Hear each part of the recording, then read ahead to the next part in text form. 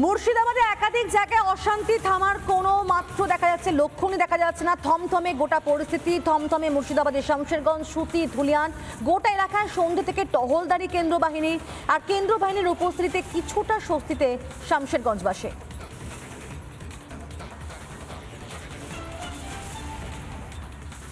কলকাতা হাইকোর্টের নির্দেশ পাওয়ার পরই ইতিমধ্যেই মুর্শিদাবাদের অশান্ত যে সমস্ত জায়গাগুলো রয়েছে, শামশেরগঞ্জ, সুতি এবং একই সঙ্গে জঙ্গিপুর, সব জায়গাতেই বিএসএফ মোতায়েন করা হয়েছে এবং বিএসএফ বিভিন্ন এলাকা ঘুরে দেখছেন। গ্রামের ভিতরে তারা রুট মার্চ করছেন এবং বিভিন্ন জায়গায় যে সমস্ত জায়গাগুলোতে স্পর্শকাতর এলাকা রয়েছে সেই সমস্ত স্পর্শকাতর এলাকাগুলোতে তারা ঘুরে দেখছেন এবং যারা আক্রান্ত হয়েছেন তাদের সঙ্গে কথা বলছেন এবং এই মুহূর্তে তারা গ্রামের মধ্যে দিয়ে তারা রুট মার্চ করছেন এবং দেখছেন যে কোনো রকম যাতে অশান্তি, নতুন করে যাতে কোনো রকম অশান্তি যাতে না তৈরি হয় সেই দিকে একেবারে খেয়াল রাখছেন। এবং আরও যে কেন্দ্রীয় বাহিনী আসার কথা রয়েছে সেই কেন্দ্রীয় বাহিনী ইতিমধ্যেই আরও আসতে শুরু করেছে এবং মুর্শিদাবাদের বিভিন্ন জায়গাতে যে কেন্দ্রীয় বাহিনী মোতায়েন করা হবে সেই কেন্দ্রীয় বাহিনী মোতায়েন শুরু হয়েছে আস্তে আস্তে এবং আরও কেন্দ্রীয় বাহিনী আসতে শুরু করেছে মুর্শিদাবাদে।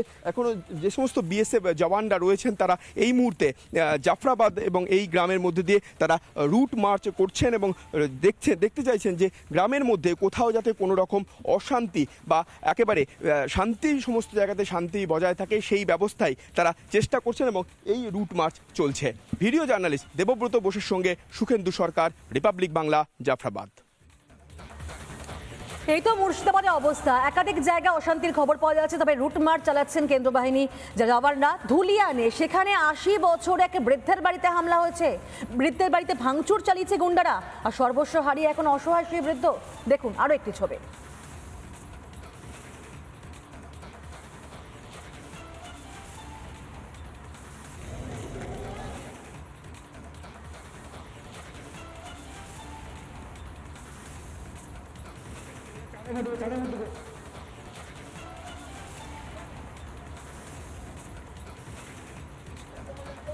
এর আগে যখন এনআরসি হওয়ার যে হলো তখন একবার ভাঙলো, এবারকার যে ওয়াকাফ বোর্ড না কি আছে এটা নিয়ে একবার ভাঙলো, তারপর আবার একটা কি ভাঙবে ভগবান জানে, এখন তো বলা সলা করছে এইভাবে। ছাদের উপরে অনেক ইট করে আছে, ওই ছাদ থেকে মারছে, ওই দিক থেকে মারছে। আমরা কি করবো গরিব, মানে আমাদের ছেলে পিলে আছে, করতে যাবো গো, আমরা বয়স্ক লোক, আমরা কি করবো? দেখতে পাচ্ছেন যে একটি বাইককে কিভাবে জ্বালিয়ে দেওয়া হয়েছে এবং সেই বাইকটা একদম দাও দাও করে জ্বলছে, তারপরে কঙ্কালসার দেহ পড়ে রয়েছে সেই বাইকটি। মানে এরকমই একটা দুটো নয়, একাধিক জায়গায় এরকম ছবি। কখনো দোকানগুলিতে ভাঙচুর করা হয়েছে, দোকান থেকে সমস্ত রকম জিনিসপত্র বাইরে ফেলে দেওয়া হয়েছে, কোনো জায়গায় রেহাই পায়নি এবং প্রত্যেকটা জায়গায় কিন্তু এভাবেই কার্যত ধ্বংসলীলার ছবি সামনে আসছে। দেখুন আরো বেশ কয়েকটি ছবি। ওয়াকফ নিয়ে গন্ডগোলের পর কেটে গিয়েছে বেশ কয়েক ঘন্টা, কিন্তু এখনো পর্যন্ত আতঙ্কে দিন কাটাচ্ছেন এখানকার বাসিন্দারা। একটি বাড়ি, যে বাড়ির জানলার কাঁচ সম্পূর্ণভাবে ভাঙা রয়েছে এবং বাড়ির সামনে যে ইটের টুকরো সে সমস্ত কিছু কিন্তু একেবারে এইভাবেই পড়ে রয়েছে এখনো পর্যন্ত। আপনার বয়স কত? কত বয়স? 80 বছর। 80 বছর বয়স। আপনার বাড়িতে কি হলো? আমার বাড়িতে তো ওই যে ওয়াকাফ বোর্ড নিয়ে একটা ঝামেলা চলছে, তার সাথে এর আগে একবার ঘটনা ঘটলো ওই এনআরসি নিয়ে, তখন একবার ভেঙেছিল। থাকতে ভয় লাগছে?